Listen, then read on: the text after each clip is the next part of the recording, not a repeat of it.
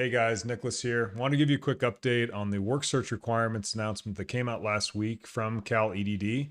They did post some new announcements here this week with some more additional details on what they're specifically looking for regular UI and the work search requirements for PUA. So I wanted to break this down as simple as I can. It's not really making any significant changes, but you guys, just for an update, starting July 11th, if you have a PUA or you're on extension, or you have a regular UI claim, or if you're on FedEd or any of the other programs out there receiving unemployment benefits, July 11th, we're going to be asked in the biweekly certification whether or not we're looking for work. Now, the updates that they came out with here this week is that there are going to be potentially some exemptions for both PUA and for UI. And guys, this is just a quick video, so I'm not going to really get into the details of what those exemptions are, but I'm going to kind of coach you through where you want to be looking at from where you're at in your claim and when these job searches start, and how to avoid any trouble. So really where the trouble is going to start is that when these work search requirements come up, they're going to be asking you yes or no on this biweekly certification whether or not you've been looking for work. And yes, you might fall under one of these exemptions, okay? But I'm telling you, if you answer no on that biweekly certification that you're not looking for work, it's going to create a flag in the system. It just is. They're making these exemptions, but you're going to have to be able to prove it. And what this means is that your account will be flagged. And if it's flagged, it means most likely your payments will stop until they get a chance to call you. And you guys know those calls are taking 6 to 13 weeks. So, like, don't mess around with this. Like, answer yes, you are looking for work. I don't care if you're PUA trying to build your business back up, you're going to networking events, you're applying on different websites to market your business. If you're on regular UI, in that case, you're looking for work, you're going to job training seminars, anything related to help that's going to qualify you under those qualified work search activities. But like, I'm telling you guys, the easiest way to do this, I don't care if you're PUA, I don't care if you're regular UI, they came out with this update this week, and they're stating you only have to do one of these activities per week. And that's all they're asking. And they're not asking you to submit documentation every week. So that's a huge, big round of applause for EDD. But I'm still cautioning you guys to be proactive. And what I mean by being proactive is this.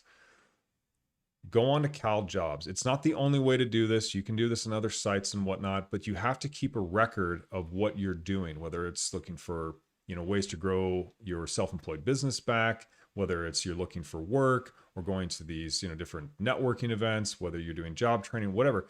Like, you have to keep a record of that. And I don't know, at least for me, I've got a lot of things going on in my life, and keeping organized is, important, but in certain aspects, I want to make it as easy as possible. And so this is my approach, okay? And I know this works. I know this will get you to sail through any situation where if, and they're not saying they will, but they're saying they might, if you have a interview or they want to look and see if you're actually looking for work, as you're applying yes every week, you're certifying that you're looking for that work, where you're trying to grow your business and those qualified activities that fall underneath that.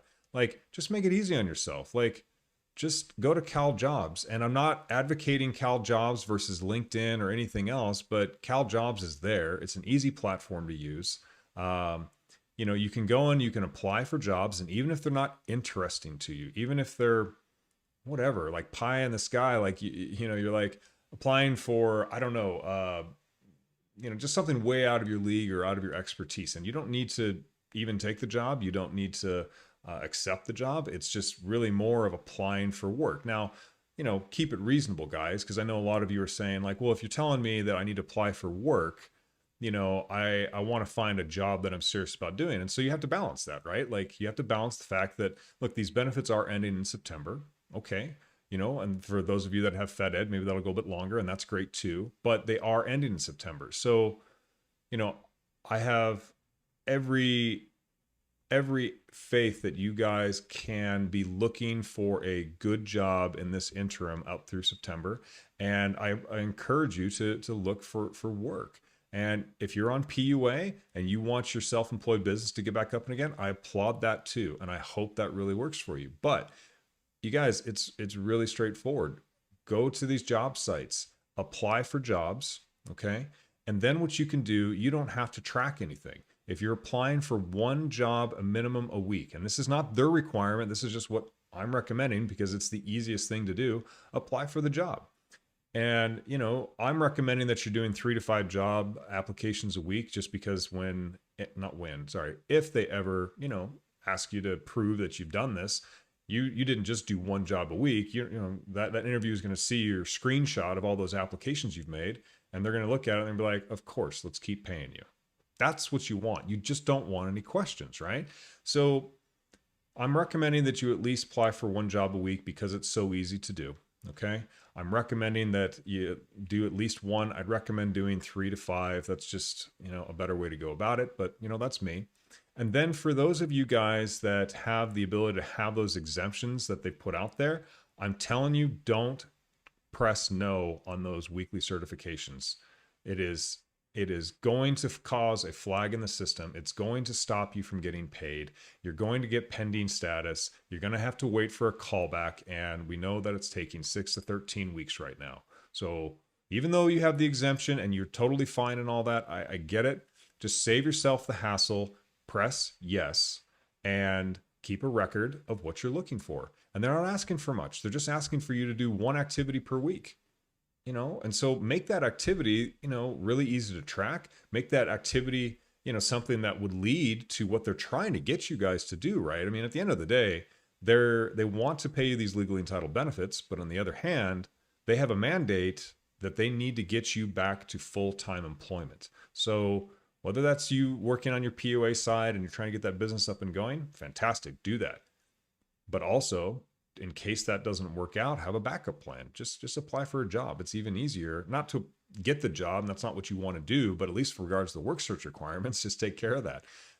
So we covered the exemptions with regards to how to handle that. Don't press no, guys. It's just not going to end well for you. So if you have any questions on this, again, this is just my advice. I'm really experienced with the Nevada system.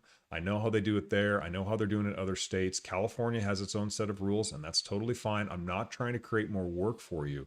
I'm just saying to be prepared. You have to be as prepared as you possibly can if and when they were to ever contact you, and you just need an easy way to say, oh yeah, no worries. I've applied for one job every week on CalJobs, on LinkedIn, on anything along those lines. So I hope this helps. Please continue to subscribe. We're building up a good base here. It's pretty exciting to watch. Like and comment, of course. I'm getting some great comments and some feedback, and I hope I'm replying back to you.